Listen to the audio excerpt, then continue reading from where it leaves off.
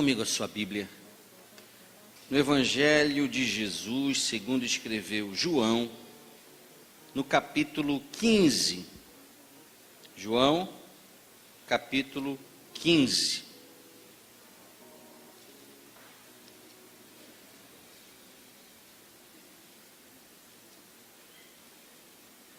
João é aquele evangelho muito abençoado, que normalmente quando alguém aceita Jesus e quer começar a leitura da palavra por um único livro, e talvez ache muito difícil, muito complicado, lá o Gênesis, o Antigo Testamento, nós sempre recomendamos.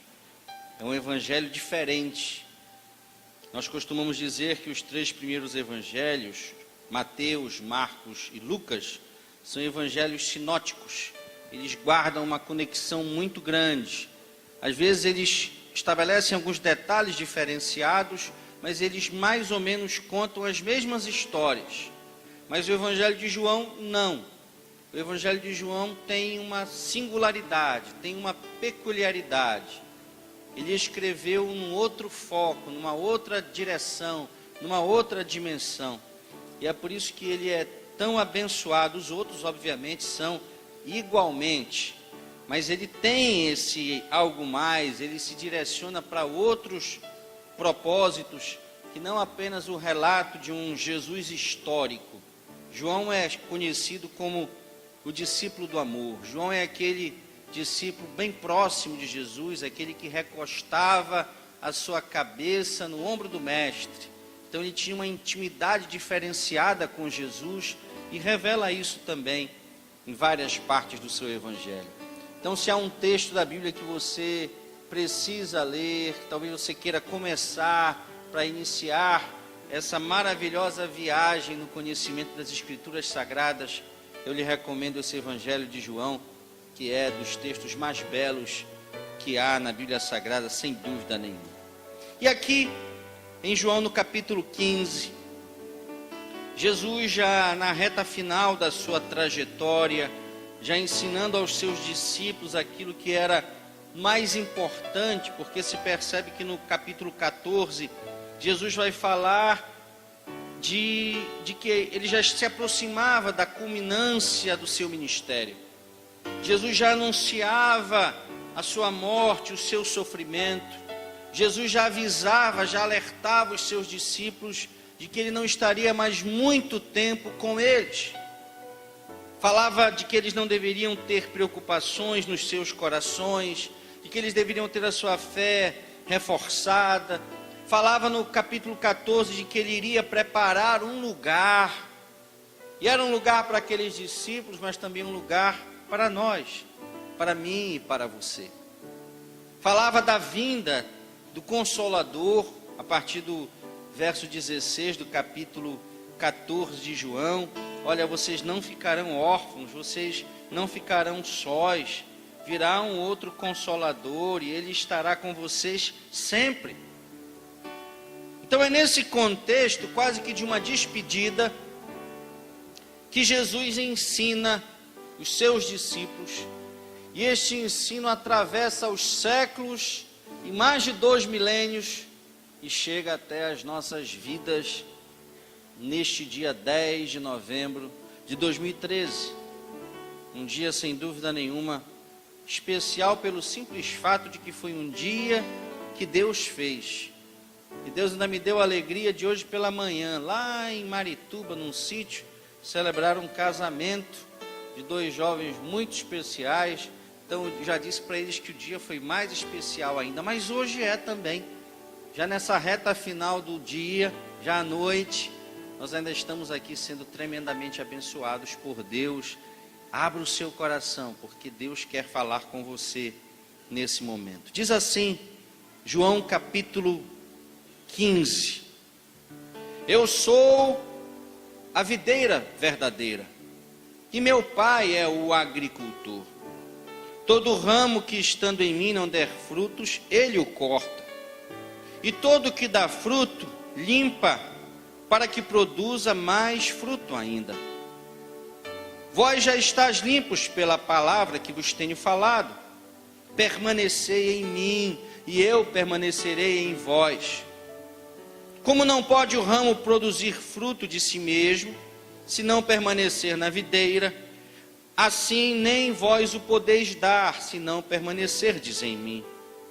Eu sou a videira, vós os ramos.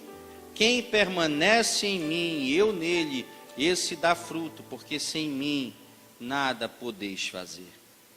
Se alguém não permanecer em mim, será lançado fora, à semelhança do ramo, e secará. E o apanham, lançam no fogo e o queimam. Se permanecer em mim, se permanecerdes em mim, a minha palavra permanecer em vós, pedireis o que quiseres e vos será feito. Verso 8. Nisto é glorificado meu Pai, em que deis muito fruto, e assim vos tornareis meus discípulos. Pai, muito obrigado por esta palavra que nos chega aos ouvidos, às mentes e corações nessa noite especial. Queremos que o Espírito Santo, aquele Consolador, que não apenas foi prometido por ti, conforme o registro do evangelista João em 14, não, mas que é uma realidade, que é uma promessa cumprida, porque fiel é aquele que fez a promessa, e nenhuma das tuas promessas se frustra, se nega, meu Pai. Muito obrigado, Espírito Santo. Obrigado porque tens nos convencido do pecado, da justiça, do juízo.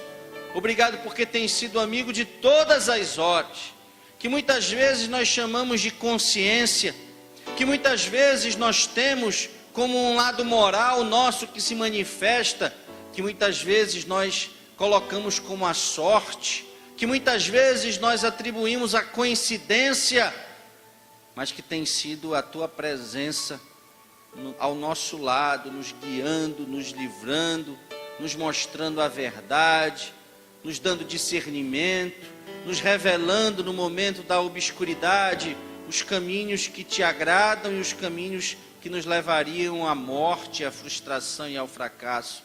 Muito obrigado, Espírito Santo. Traz nossas mentes cativas à tua presença neste momento, é o que nós te pedimos. Fala conosco, queremos ouvir a tua voz, em nome de Jesus. Amém e amém.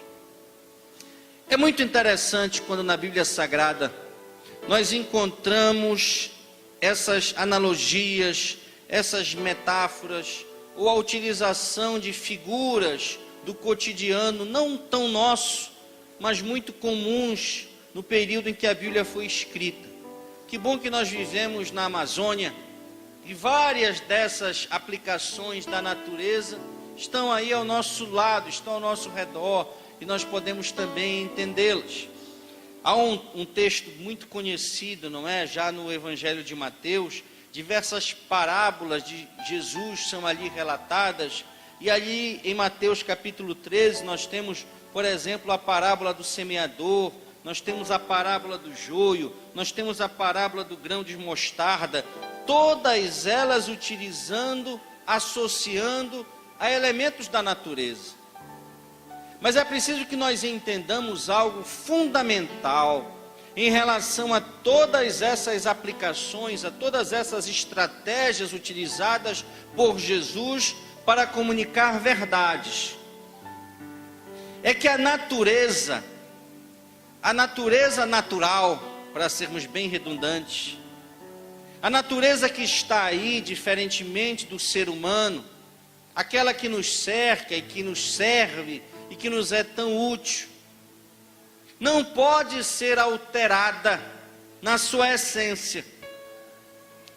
Por mais que hoje os estudos tenham evoluído de maneira tal que você consegue manipular o DNA, a estrutura de alguns elementos da natureza, mas o resultado que você tem é simplesmente a junção do que antes você tinha. Então você mescla dados da natureza criada por Deus, e o resultado que se tem é a soma de três elementos que antes já existiam. Mas o ser humano é o único que é capaz de estabelecer alterações profundas na sua maneira de ser, na sua maneira de pensar, na sua maneira de agir. É verdade que o mundo diz, você já ouviu isso diversas vezes, que pau que nasce torto, morre torto. E quando nós projetamos isso para a natureza, pode ser verdade. Mas o ser humano é capaz de alterar a sua realidade, de fazer escolhas que outrora o conduziriam para a perdição, para o fracasso, para a derrota. E essa alteração de rota, essa alteração de rumo, essa alteração de postura, essa alteração de prioridades pode conduzi-lo exatamente ao inverso disso. Ora, se não foi o que aconteceu comigo e com você, no dia em que aceitamos Jesus como nosso Senhor e Salvador. Nós que íamos a passos largos para a perdição, para o inferno, de repente nos convertemos e mudamos de rota. Passamos a ir e a caminhar para esse lugar aqui narrado em João capítulo 14, a ocuparmos ou a projetarmos a expectativa de ocuparmos um desses lugares para onde Jesus foi. Cada vez que alguém se converte, eu sempre tenho essa imagem na minha mente, uma nova cadeira é colocada na grande festa das bodas do Cordeiro que um dia acontecerá no céu. E o projeto e o propósito de Deus é colocar ainda centenas, milhares, milhões de cadeiras nesta grande festa. Tarefa que depende de mim e de você, como facilitadores da ação do Espírito Santo na vida daqueles que ainda não o conhecem, na vida daqueles que ainda não aceitaram a Jesus como seu único e suficiente Salvador. Então eu e você somos capazes de mudar essa história. Eu me lembro de uma parábola das mais conhecidas, não é uma parábola bíblica, mas que fala da galinha e da águia. E aí conta a história, não é, de um pesquisador, de um especialista em aves, que um dia de férias andando pelo interior encontrou ali uma águia. Mas uma águia que vivia como galinha. As pessoas do interior não conheciam aquela espécie e achavam que era uma espécie diferente de galinha. Mas aquele homem que era um estudioso, no momento em que viu aquela ave, sabia que estava diante de uma águia. Mas a águia, que é a rainha de todas as aves, a águia que risca os céus nas maiores alturas, que tem habilidades surpreendentes, estava sendo criada como uma galinha. E olha, as galinhas têm claro o seu valor, as galinhas têm o seu sabor, mas todos sabem que as galinhas são daqueles animais menos inteligentes que há em toda a natureza. As galinhas são daqueles animais que carecem de uma evolução comportamental, elas são condicionadas àquilo mesmo, a ficar ciscando, a ficar arranhando o chão, a ficar colocando o seu biquinho, a pôr os seus ovos. É a vida, é a trajetória de uma galinha. Mas a águia não, a águia e foi criada por Deus para voos muito mais altos. E aquele homem então acha aquela águia e tenta devolvê-la à sua natureza original. E olha, não foi nada fácil, porque depois que alguém se acostuma numa condição inferior, numa condição cômoda, restituir-lhe a natureza original não é tarefa fácil. Conta a parábola que aquele homem tentou de tudo, várias vezes, até que no final daquela história a águia percebe que era muito mais do que uma simples galinha, e volta a ocupar o seu lugar de destaque no topo das aves, a rainha de todas as aves. Mas uma coisa nessa história não pode ser esquecida, é que na natureza, quem é águia, quem é galinha. Nenhuma galinha pode se transformar numa águia. Aquela águia só pôde retomar a sua condição de águia porque era águia. Mas se uma daquelas galinhas quisesse, e aquele estudioso quisesse levá-la, como levou a águia, para um alto lugar, para provocá-la a voltar à sua natureza ou mudar a sua natureza, isso nunca aconteceria. Essa aqui é a grande diferença do homem, da mulher, imagem e semelhança de Deus, coroa da criação de Deus em relação a todo o restante da criação. Eu e você temos condições de mudar a nossa história. E essa noite é uma oportunidade para que a sua história seja mudada para sempre. Para que você possa assumir uma outra postura. E olha, se nós dissemos que a galinha está na posição inferior, na base da estrutura das aves, da espécie, e a águia na postura superior, eu te garanto, Deus quer te chamar para ser uma poderosa águia usada nas suas mãos. Talvez alguns estejam ciscando no mesmo lugar, de cabeça baixa, pensando pequeno, pensando numa vida medíocre, numa vida mais ou menos, numa vida sem grandes expectativas, sem grandes voos. Mas a Bíblia nos diz que em Cristo Jesus nós fomos colocados nas regiões celestes. Por isso é que dissemos que aquilo que Jesus conquistou na cruz, depois de ter se esvaziado, se apequenado, foi-lhe restituído em muitas e muitas vezes. E aí eu e você, através de Jesus, passamos a ser herdeiros e co-herdeiros com Cristo de tudo que Ele conquistou na cruz do Calvário. E se Jesus está assentado nas regiões celestes, eu e você também somos chamados a lá nos assentarmos. Mas depende de nós. Quem quiser ficar na base, quem quiser ficar no lugar comum, quem quiser ficar na sua zona de conforto, muito pouco conhecerá da profundidade do amor de Deus. Eu me lembro de uma história de alguns anos atrás, quando houve um terrível tsunami, e nós enfrentamos agora, temos que pensar como um todo, um grande furacão lá na Ásia, mais uma vez atingindo aquela população. E o tsunami foi naquela mesma região. E contou-se uma história de um casal que foi fazer pesca submarina no dia exato em que ocorreu o tsunami.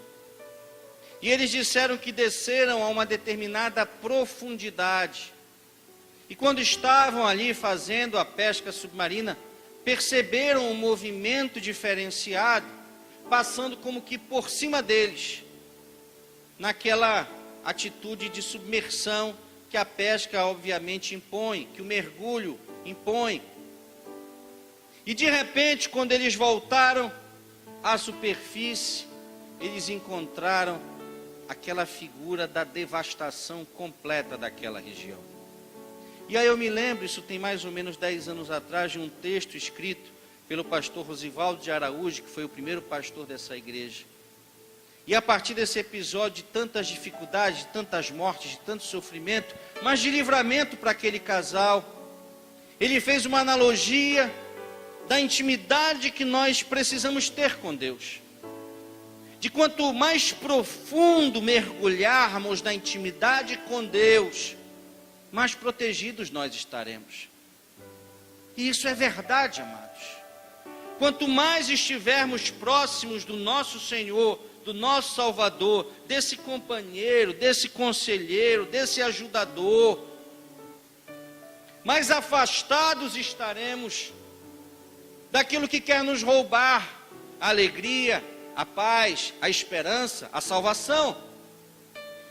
E quanto mais distante nós estivermos dele, quanto mais na superfície nós estivermos, quanto mais na zona de conforto nós estivermos, menos experimentaremos desse Deus tão poderoso, que é muito mais do que aquilo que eu e você já temos dele conhecido, que tem muito mais a mostrar, a apresentar, que tem muito mais a revelar a mim, a você, do que qualquer um de nós, no seu tempo de igreja, no investimento que faz na sua vida espiritual, já alcançou, já conheceu. Talvez você esteja no início da caminhada, olha, ainda há muito para você caminhar e conhecer de Deus. Talvez você já esteja nessa caminhada há 5, 10, 15, 20 anos. Ainda há muito para você conhecer de Deus. O próprio evangelista João chegou a dizer no final do seu livro, que se tudo que Jesus falou e fez fosse escrito, não haveria livros que pudessem comportar todas essas narrativas. Aqui era apenas um resumo, aqui são as primeiras, as principais histórias. Da mesma forma, de tudo que você já ouviu nas igrejas, no rádio, na televisão, nos DVDs, olha, ainda há muito de Deus para ser conhecido. Busque essa intimidade, busque esse mergulho, busque esse aprofundamento, e você crescerá cada dia mais no conhecimento da palavra de Deus. João capítulo 15, verso 1 nos diz que Jesus é a videira verdadeira. Isso chega a nós como um alerta de que existem outras videiras, mas essas videiras são falsas. Jesus é a videira verdadeira. Nós vivemos ainda em um tempo, e cada vez que se avança naquilo que se chama ecumenismo, naquilo que se chama aproximação ou diálogo interreligioso, nós acabamos repetindo uma das maiores mentiras que há e que possa ser proferida na face da terra. A de que assim como todos os caminhos antes levavam a Roma, e era uma frase muito conhecida, e talvez isso fosse até verdade, pelo menos naquele Oriente, no mundo antigo, todos os caminhos realmente acabavam levando a Roma, porque os romanos tinham aquela prática de construir estradas que ainda hoje existem, não é? Não são o nosso asfalto de 1,99 aqui da nossa cidade, do nosso estado, não. As estradas dos romanos, construídas há 2000 anos atrás ou mais, ainda estão lá. O negócio era sério naquela época. Se levava a sério essa tarefa. E realmente todos os caminhos levavam a Roma. E aí depois se levou isso para a religiosidade, e se diz ainda hoje, todos os caminhos levam a Deus. E isso não é verdade. E quem fala isso não é um pastor evangélico. Quem fala isso não é um radical religioso. Quem fala isso é o próprio Jesus. Ele disse, ele declarou: eu sou o caminho. Eu sou a verdade. Eu sou a vida. Ele não disse eu sou um caminho, eu sou um dos caminhos, não. Eu sou o caminho. Eu sou a verdade, eu sou a vida. Ninguém vem ao Pai se não for por mim. E nós temos que levar isso adiante para as nossas vidas, porque existem muitas videiras querendo agregar o ser humano, mas a videira verdadeira é o Senhor Jesus. Videira que liberta, porque ele disse: a verdade vos libertará. E nós temos a graça, a alegria de ter como agricultor o Pai, reforçando aqui a ideia da Trindade. Há um Deus Pai, há um Deus Filho e há um Deus Espírito Santo. E Jesus nos ensina então que todo ramo que estando nele não der frutos, o Pai o corta. E todo que dá fruto, ele limpa, para que produza mais fruto ainda. Sabem, queridos, nós estamos falando aqui de pessoas que conhecem Jesus. Nós estamos falando aqui de pessoas que se dizem, que se declaram participantes dessa vida, dessa árvore, dessa família. Nós começamos aqui perguntando quantos eram da família de Deus, e que bom que você levantou a mão, porque você tem que declarar que realmente é da família de Deus, é um filho de Deus, é uma filha de Deus. Mas o texto nos fala que é possível estar nele e ser cortado, ou estar nele e ser limpo. Mais uma vez nós nos servimos do conhecimento de práticas da natureza. Quem conhece um pouco como se trata, como se cuida de árvores, de plantações, da cultura de determinados elementos da natureza, sabe que as videiras, como as parreiras, como as árvores que dão a vide, que dão as uvas, são tratadas exatamente assim. Aquilo que não dá fruto é cortado, aquilo que dá fruto é limpo, para que possa dar mais fruto ainda.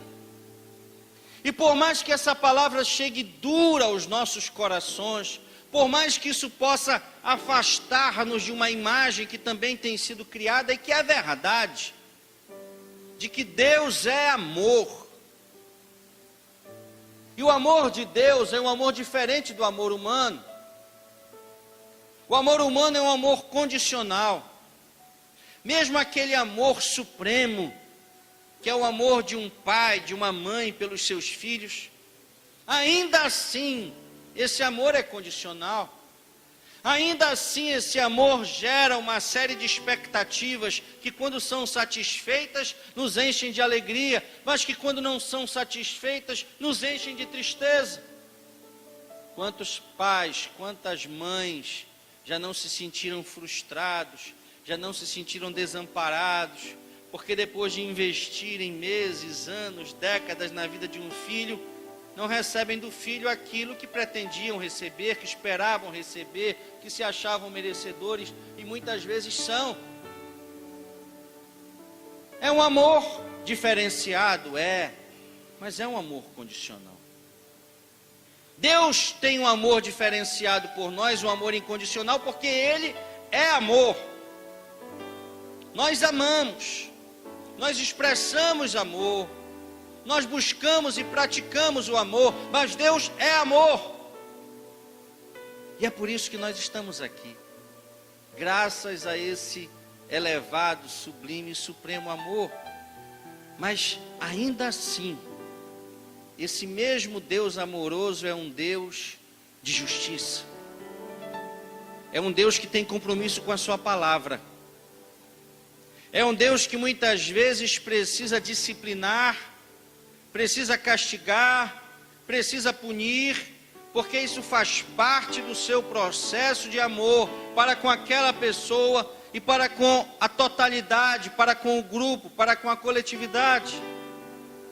A própria Bíblia nos diz que muitas das punições que eram estabelecidas no período do Antigo Testamento serviam para exemplo. Que a graça, que as misericórdias, que o amor de Deus nos livrem, nos poupem de sermos exemplos para outros a partir de erros que cometemos. Não é isso que Deus quer para nós, mas são as nossas escolhas. Nós conhecemos a verdade, muitas vezes, como eu digo, obstinadamente decidimos ir pelo outro caminho. O próprio Jesus nos disse que o caminho da salvação era um caminho estreito, um caminho de renúncias. E muitas vezes nós nos acostumamos no caminho das facilidades, no caminho largo. sabendo que aquele não pode ser o caminho da salvação, mas apostando no amor, na graça, no perdão, nas misericórdias de Deus, que estão aí, porque se não estivéssemos, nenhum de nós estaria aqui, nem eu mesmo. Mas há um dia que Deus pode decidir agir de outra maneira. E aí nós brincamos tanto com Deus, e a Bíblia diz, com Deus não se brinca. E às vezes nós brincamos tanto com Deus, que um dia nós somos alcançados por essa ação de Deus, de cortar, de nos atingir de uma maneira tal, para que a obra como um todo, para que a árvore como um todo não seja afetada. Esse não é o sonho de Deus, não é o propósito de Deus, e que Deus nos livre disso, porque o que Deus quer de nós é que nós possamos ser cada dia mais limpos, e cada dia mais frutíferos. E como vem essa limpeza? Verso 3. Como vem essa preparação para uma frutificação maior? Através da palavra. É por isso que na Igreja Batista Missionária da Amazônia, e eu acredito que na sua igreja também, é por isso que no nosso dia a dia, no nosso devocional, nós precisamos dedicar um espaço tão importante para a palavra. É a palavra que nos purifica, é a palavra que nos alimenta. E aí o ditado popular vem com a sua verdade. O ditado que diz que saco vazio não se põe de pé. É verdade. A própria natureza, a própria estrutura física não permite que isso aconteça. E assim é com a nossa vida espiritual. Nós precisamos do alimento da palavra. Nós precisamos dessa palavra que limpa, que retira as arestas, que retira aquelas áreas das nossas vidas que precisam ali ser cortadas, ser aparadas, ser limpas, para que novamente floresça, novamente frutifique. É o tempo da renúncia, é o tempo do reconhecimento dos erros, dos pecados, para que nós possamos seguir adiante. Não é o fim da corrida, mas é, para quem gosta de corrida, o chamado pit stop. É o momento do abastecimento, do reabastecimento. É o momento da troca dos pneus. É o momento em que o piloto, aquele que está ali conduzindo a máquina, tira aquela viseira já suja, que já está atrapalhando, já está embaçada, para que siga na corrida. É esse momento da limpeza que a palavra nos proporciona, que a palavra nos traz. Jesus segue dizendo: permanecei em mim. Isso nos fala, queridos, queridas, de persistência. Isso nos fala de constância. Isso nos fala de determinação, porque há muitas pessoas que têm, e aí nós poderíamos voltar lá, essa parábola tão interessante, a parábola do semeador. A parábola do semeador nos fala muito nesse sentido, porque fala de uma realidade que não é de fora da igreja. Assim como nós começamos dizendo que a parábola, que o ensino da videira, não é uma relação da igreja com o mundo, não. É um ensino para a igreja. Da mesma maneira, a parábola do semeador deve ser para nós, para mim e para você. Porque há muitos que um dia já estiveram conosco e hoje não estão mais. Há muitos que já se disseram evangélicos, crentes, protestantes, qualquer nome que se dê, e hoje não se dizem mais. E essa parábola do semeador é absolutamente definitiva para entendermos essas alternâncias de pessoas que um dia aqui estiveram e hoje não estão mais, ou talvez até entender e explicar por que que você se sente assim, por que que você se sente tão desanimado, por que que você, estando aqui, não se sente parte desse grande projeto de frutificação, de multiplicação? Por que que as coisas na sua vida não são como são na vida, na história, no casamento, na família, do irmão que está ao seu lado?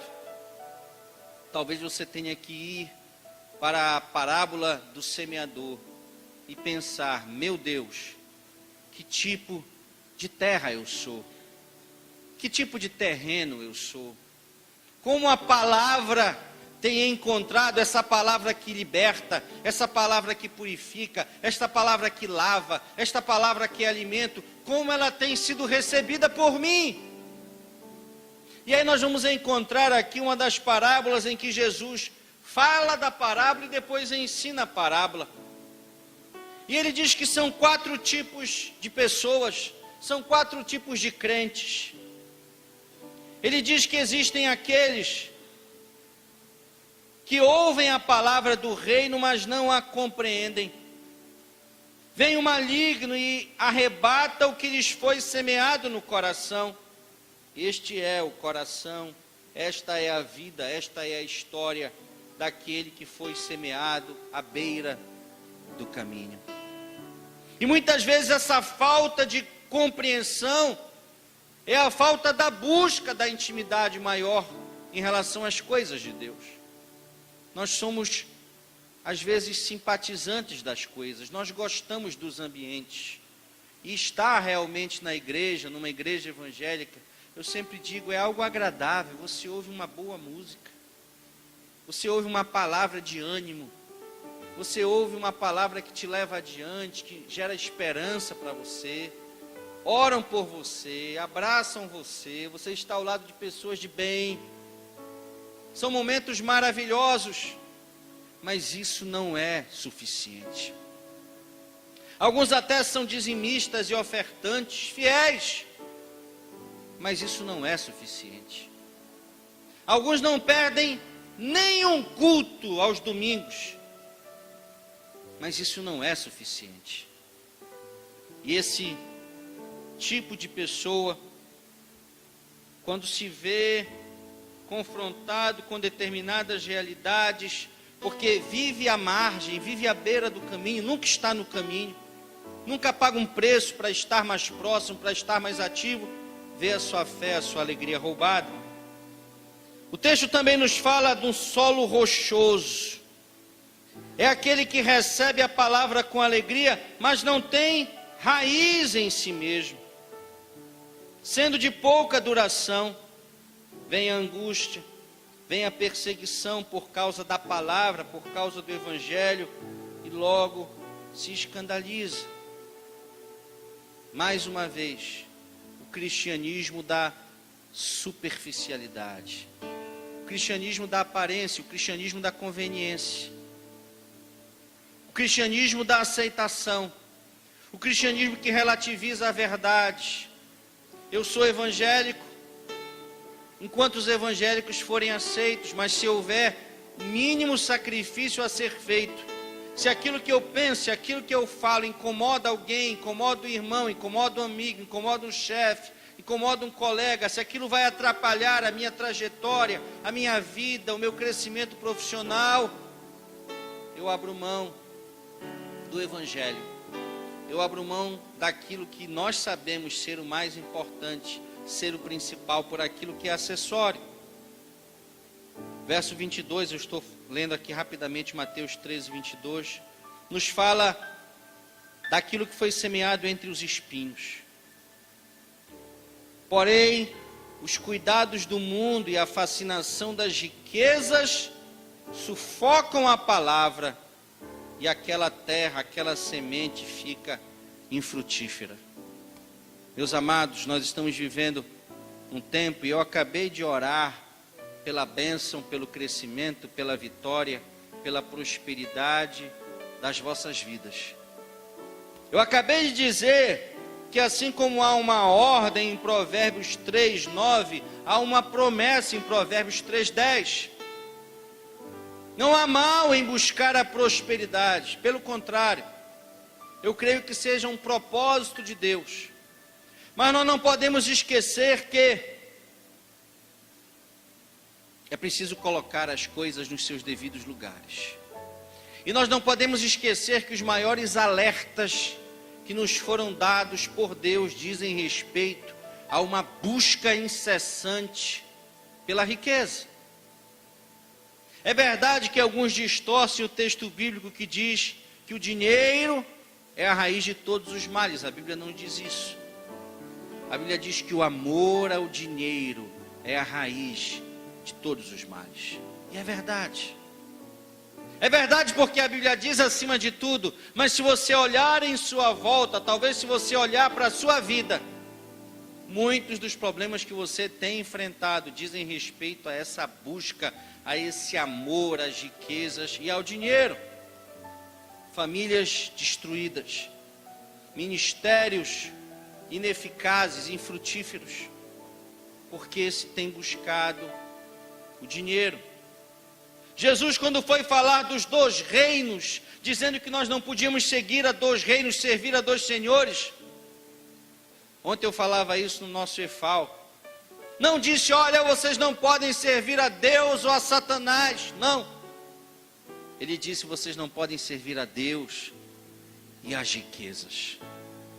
Porque ele sabia que as riquezas têm esse poder de afastar as pessoas de Deus. Então cuidado. Cuidado para que não seja esse espinho, os cuidados, as preocupações do mundo, tornando você uma semente ou uma terra infrutífera. E aí ele fala por último, mas o que foi semeado em boa terra, é o que ouve a palavra e a compreende. Este frutifica e produz a 100, a 60 e a 30 por um. Deus quer te tornar essa terra frutífera.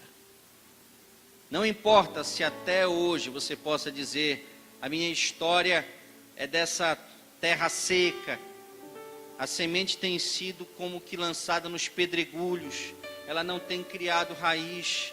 A minha história, pastor, é essa, eu estou sempre à margem do caminho, eu estou sempre lá e cá, é sempre um pé na igreja e um pé no mundo, eu fico dividido. Pastor, a minha história é essa, eu busco a Deus, eu amo a Deus, mas eu ainda tenho colocado Deus em segundo lugar na minha vida. Em primeiro lugar está a minha profissão, em primeiro lugar estão a realização dos meus sonhos. Eu busco a riqueza, eu busco isso acima de tudo. A minha família, o meu casamento já foram afetados, abalados, mas eu não consigo inverter essa ordem das coisas, essas prioridades.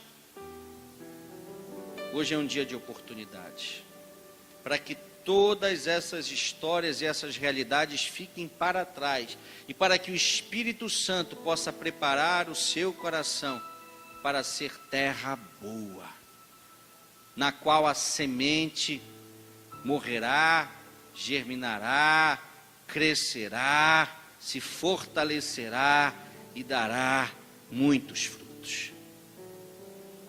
Permanecei em mim, diz a palavra, e eu permanecerei em vós. Como não pode o ramo produzir fruto de si mesmo, se não permanecer na videira, assim nem vós o podeis dar, se não permanecerdes em mim. Meu amigo, minha amiga, irmão e irmã, por favor, não queira ser independente de Deus. Esse é um dos maiores erros que o ser humano, que o cristão, pode querer trazer para si. Se nós fôssemos aqui adentrar as histórias bíblicas, poderíamos pensar desde o Jardim do Éden, poderíamos passar pela Torre de Babel, poderíamos ir nos profetas e localizar ali reis que se achavam mais do que Deus. Poderemos adentrar a história dos reis de Israel e citarmos Davi em algumas fases da sua vida. E aí nós íamos perceber em Josué, no próprio Moisés, em fases da vida desses homens, em que eles ousaram querer ser independentes de Deus. O que eles alcançaram foi exatamente o inverso daquilo que queriam alcançar. Queriam vencer, foram derrotados. Queriam crescer, foram humilhados. Por outro lado, todas as vezes que depois de uma perda, depois de um fracasso, depois de uma derrota, esses homens aprenderam e mudaram de comportamento, mudaram de posicionamento, Deus os exaltou. E olha, quando nós somos exaltados por Deus, nós podemos esperar coisas nunca dantes imaginadas. Aqueles lugares que você nunca pensou em ir, aquelas pessoas que você nunca pensou em conhecer, aqueles cargos que você nunca pensou em ocupar, é lá que Deus te levará, é lá que Deus te conduzirá, é lá que Deus te colocará. Porque nós estamos nele. Quando alguém quer ser independente, imaginem um absurdo. Uma parte da árvore cortada querer dar frutos. Impossível. Só dá fruto quem permanecer em Jesus. E aí ele diz: eu sou a videira, vós os ramos. Quem permanecer em mim, eu nele, esse dá muito fruto, porque sem mim nada podeis fazer. E no verso 8, para encerrarmos, nós lemos: eu e você que queremos ser discípulos de Jesus, porque para isso fomos chamados. Nós estamos na face da terra, nós nos chamamos de cristãos, porque somos seguidores de Cristo, somos seguidores de Jesus. A principal decisão que nós tomamos na nossa vida, o principal dia da história das nossas vidas, me desculpem os românticos, que eu também assim me considero, mas o principal dia da história das nossas vidas para aqueles que são casados não é, e para aqueles que são solteiros não será o dia do casamento. Hoje eu já disse que fiz de manhã um casamento belíssimo, num jardim, os noivos estavam ali sentados num banco, fazendo parte da história deles, porque diziam que ali se conheceram, ali viraram amigos, ali namoraram, ali noivaram, e aí conduziram aquele belíssimo banco também para a cerimônia. Foi realmente lindo, foi um dia marcante, foi um dia único, inesquecível. Mas nenhum dia se compara àquele em que eu e você aceitamos Jesus como nosso Senhor e Salvador. Porque esse dia mudou, revolucionou a história da nossa vida, e mais do que isso, não plantou sementes apenas a serem colhidas durante a nossa trajetória de existência humana, não. Esse dia determinou o nosso destino eterno, mudou o nosso destino eterno, porque o texto nos fala, no verso 6, que aqueles que não permanecem nele serão lançados fora, secarão, serão apanhados e lançados no fogo, onde queimarão. Essa era a nossa história, esse era o nosso destino, essa era a nossa eternidade. Mas isso tudo mudou. Isso tudo mudou pela nossa decisão de fazermos parte dessa videira verdadeira. E como Jesus em outro texto fala, nela nós fomos enxertados. Porque nós não fazíamos parte da videira originária, nós não somos da família dos judeus, não sei se alguém aqui é, mas os judeus é que faziam parte dessa videira. Mas a Bíblia fala daqueles que são nela enxertados, e nós fomos enxertados na videira que é Jesus. E hoje ele nos chama para algo diferente no verso 8, quando diz: nisto é glorificado o meu Pai, em que deis muito fruto, e assim vos tornareis meus discípulos.